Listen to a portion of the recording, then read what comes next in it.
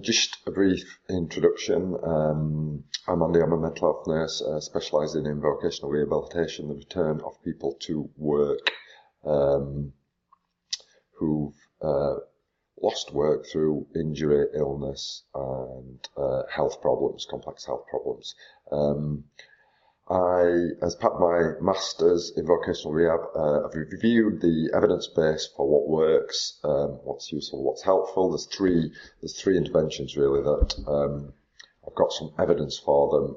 There's condition management protocols, which is what we do, which is using health professionals within employment-related services.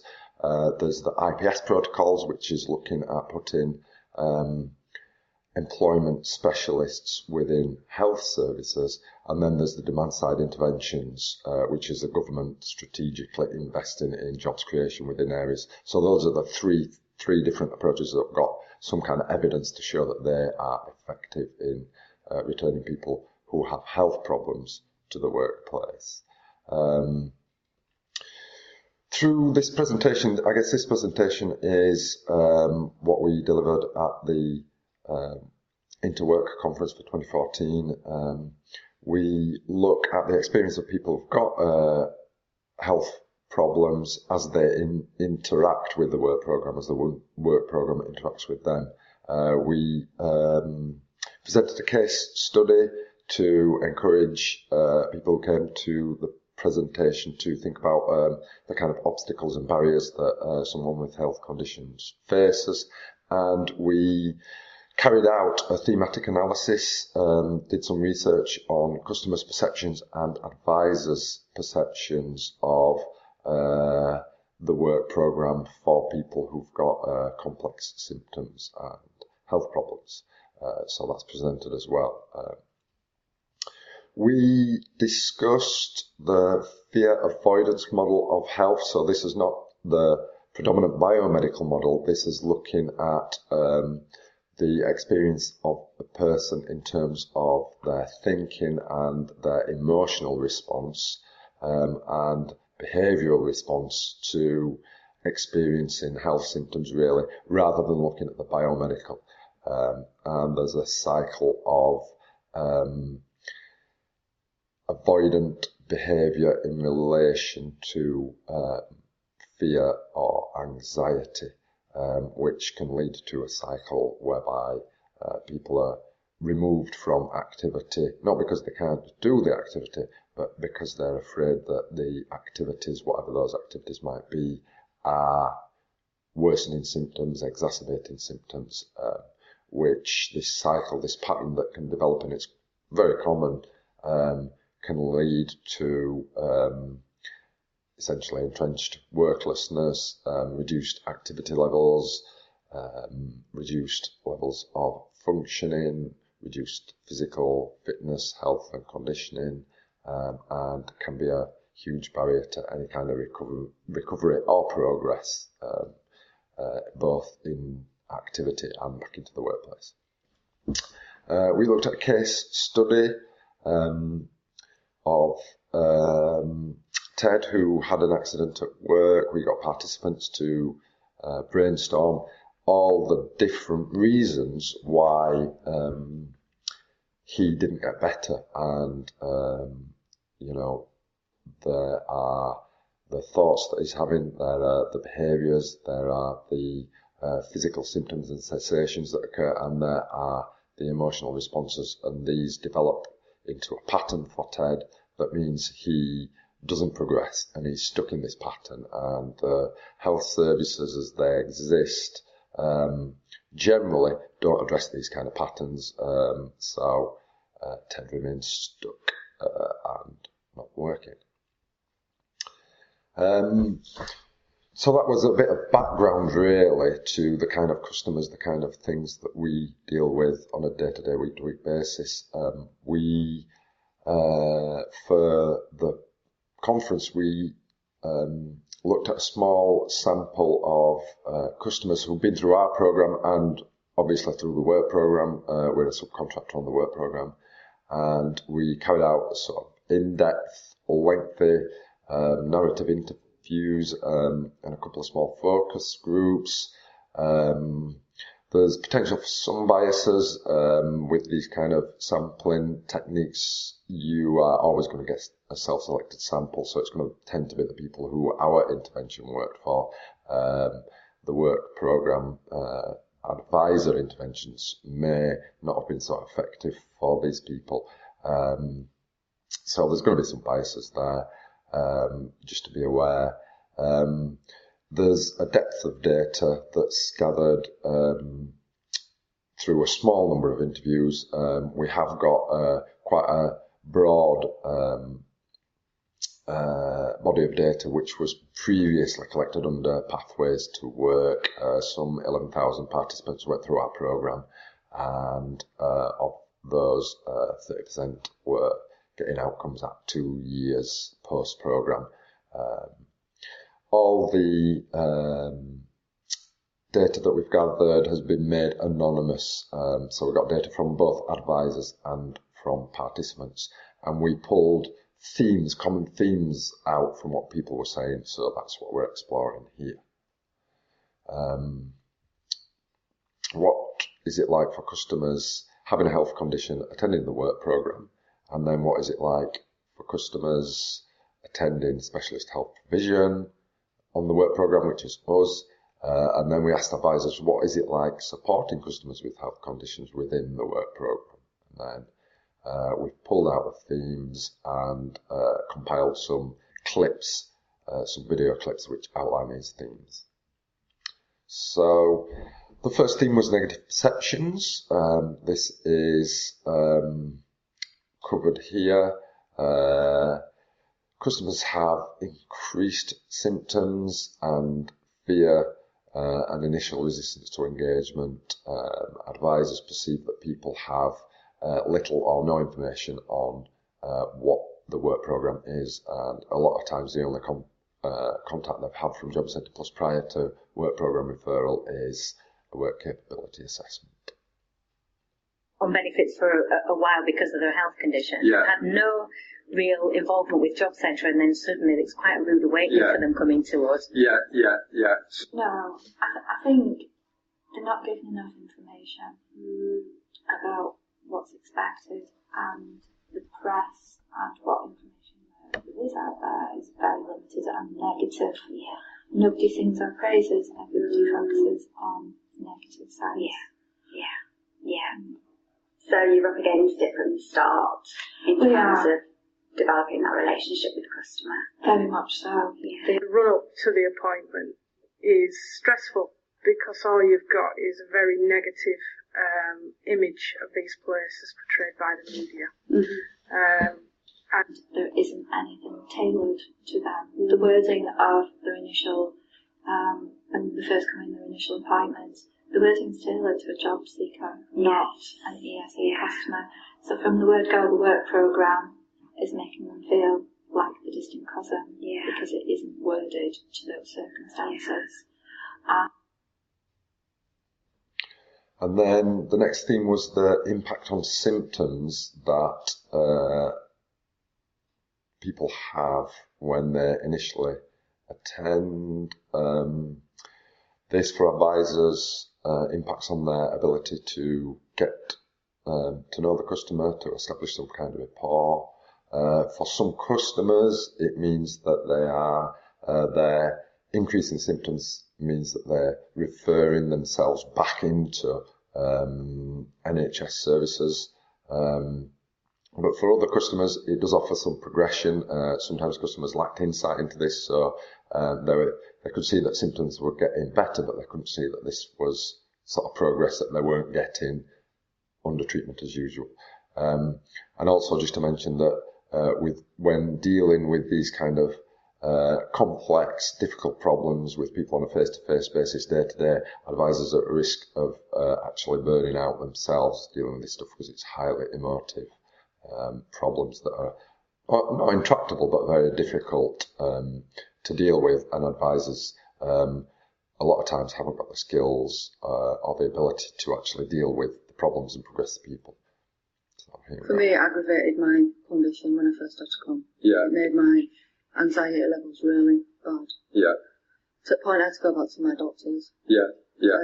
But the more that I actually came, the easier that got. Yeah, yeah. They have had to disengage because their anxiety levels have come in and been that high that they've ended up going back, revisiting GP, and you know, back on the treadmill. And it will be because they're waiting on a hip operation, or they have arthritis, or they've had an accident at work. But it takes maybe 2 appointments before we establish that, because 100% of them end the first appointment due to anxiety, and they cry, and let's see if they even make it into the premises. A lot of them are outside waiting for them because the physical reactions are surprising. We don't. I don't think work programme recognise that that's a massive increase for a lot of people. And if they've already got anxiety issues, by the time they leave us on that first appointment, the whole first appointment is pretty much spent peeling people off the ceiling, I think. And then we try and, say, look, we're not, work-related activity doesn't mean we're going to find you a job tomorrow.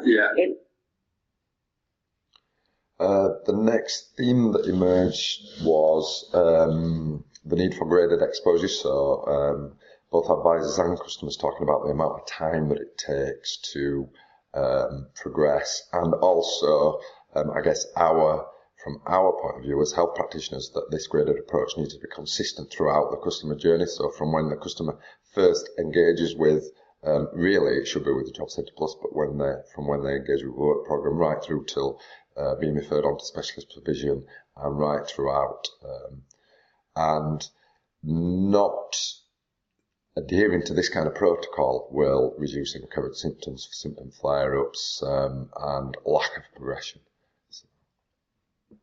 If you can develop a rapport with that person, where they feel comfortable with you, where they get on with you, and then I sort of prepare them for them to come and meet me in the branch, at least, in a quiet environment, and they'll bring somebody along with them. So it's those steps which do take a certain amount of time for them to actually come in. Yeah. Did. So that was maybe a month after the onset of symptoms, and then from that point, how long was it before you felt completely fine coming into branch? Oh, it took me quite a few times after that. I mean, I was still, even January, February, I was still anxious about coming in. I still get anxious about going on the bus at times, and sometimes being in a crowd, and all that kind of thing. I was still feeling anxious, but I still made it, but I was anxious about coming in. So October, November, so even like I said, it took months after that before I was still. So by March time you were? Maybe I was able to come in okay and everything like that. I could talk freely then, and so about then. So like 4 or 5 months. Could be. At that point. 4. I need to be able to pace my return to work. I know my body, they don't. No. So I want to be able to move at the pace that works for me, because otherwise I know that I'm going to have a problem. Something will happen and it will result in sickness and letting down the new employer, which straight away ruins your standing within that company. So the next theme that emerged was the removal or reduction of pressure and giving people choices or options.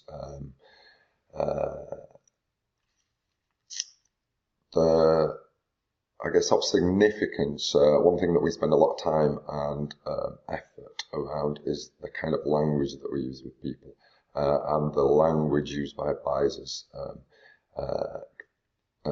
giving people a feeling like they've got a choice, or leading them to believe they have a choice, which on a programme where there's a lot of mandatory activity, and people's feelings are that they are being mandated to do things, there can be a bit of an art to doing that. They sit in front of you and you know that they absolutely don't think they're ever going to work again. And then by the time they leave, and they've either got a traineeship or they're in paid employment, and the difference is amazing, and I think it does work, but there has to be the right kind of support in place, and people have to feel like they've got a choice. So as soon as I say there's no commitment for you to do it, they're like, oh, so, you know, that doesn't sound too daunting. Yeah. Just have a go, have a look. If you're interested, fantastic. If you're not, do you know what? It's fantastic that you tried. Yeah. So still commend them on the fact that they're making the effort to do it. And that entices them. I find that works a hell of a lot. So actually easing off with the pressure. Absolutely. You've set up to fail as an advisor as well, and you know you go into that kind of work wanting to work with people and support them into work, and then you get someone who really isn't ready. Yeah. And you know there are times where you feel like you're kind of a bit of a bully. You know, you have to say what, and you have to explain to them. You know, we've not. When I say work-related activity, I don't mean we're going to apply for your 10 jobs this week. Yeah. But you still do have to come. Yeah. You know, you have to come whether you want to or not. Yeah. And it's a little bit, not a bully, but you know, that's a bit extreme, but it just feels a little bit, it's hard to make a relationship with someone when they're only seeing you because they have to. Yeah. You know, I realised once I'd been in, I got over the first hurdle, I knew you know.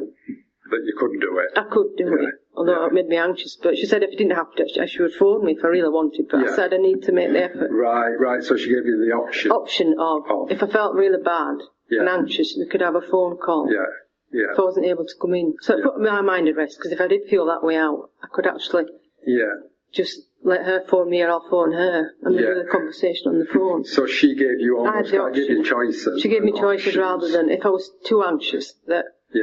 I wouldn't have to come in. I could do it over the phone. So. Yeah, and that helped. Put your mind at ease. It put my mind at ease because I thought if I did feel like I was having a panic attack and I was feeling anxious and I didn't feel able to cope to come on the bus or anything, I think I could just pick the phone up and explain to her that I was having a bad day, you know. Did that ever happen after that point? No, I did actually come in. I think once I was ill, I didn't make it through illness, but that wasn't an excuse. But I did actually come in. I did come in for the appointment. Another theme that emerged was advisor knowledge and understanding. Some advisors can engage with customers, they know how to engage with customers. Some don't. Some have got no idea or no experience of dealing with health problems, health symptoms.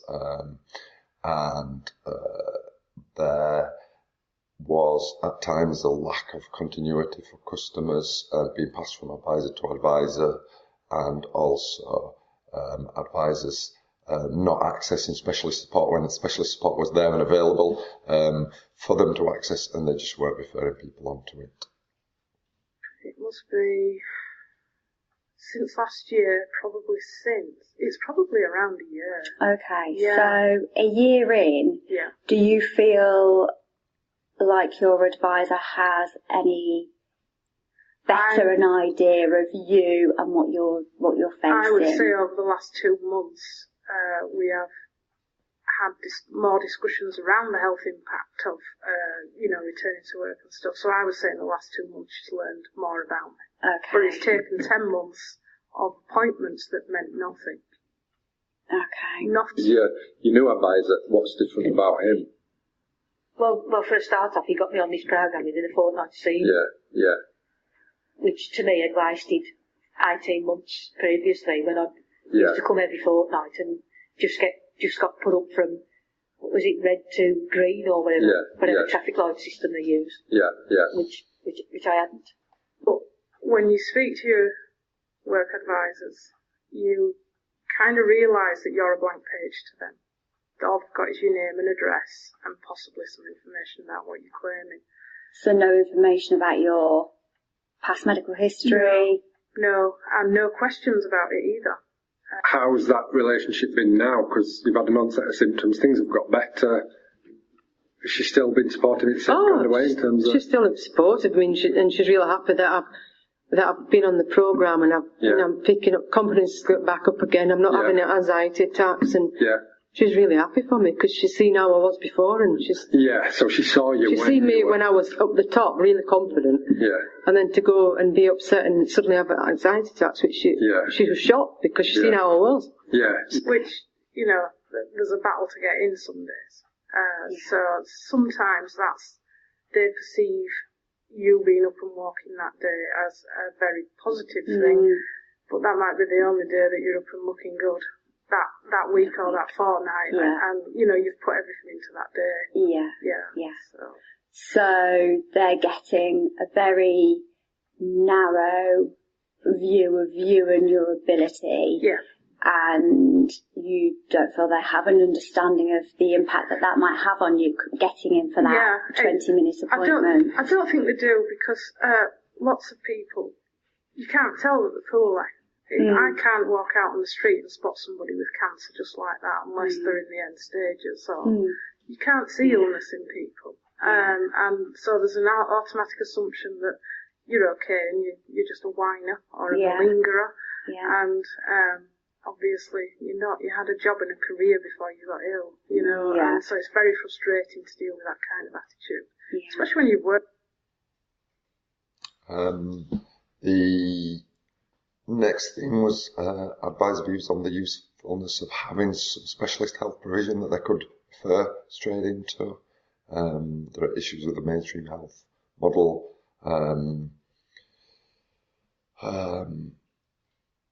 And she said, I've gained so much from it, and I feel really motivated, really positive about my future. Never felt like this before. That was her exact words. And that's just a short burst of sessions, It can make the world of difference, you're changing the patterns of thought and stuff, and, getting that positivity back again. So does that then have an impact on the nature of your appointments post CMP? Absolutely. I've got customers that come in and have actually said, do you know what, I'm ready for looking for work. They can signpost, but again, that would come through their GPs. But then a GP wouldn't take our word for it, because a GP doesn't know what the work programme is. So if I telephone someone's GP on the behalf of a customer and said, I really feel this person could do with, who are you? What are you talking about? That turns back down. So one of the issues with mainstream health is that they're not measured on employment outcomes. They're not interested in employment outcomes for people on their books. What they're interested in is how many times someone comes into clinic and keeping their waiting list short, which, if employment advisors are trying to refer customers into mainstream for provision, mainstream health provision, they can come up against a lot of obstacles to that progression.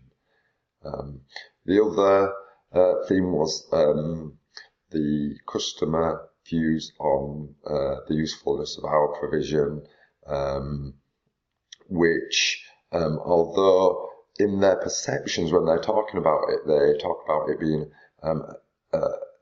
an individualised programme and that we understand them, when in fact it's a programme that was designed to achieve throughput of large volumes of customers, without individualisation or tailoring of the programme. What we don't do is sort of individualise it for them.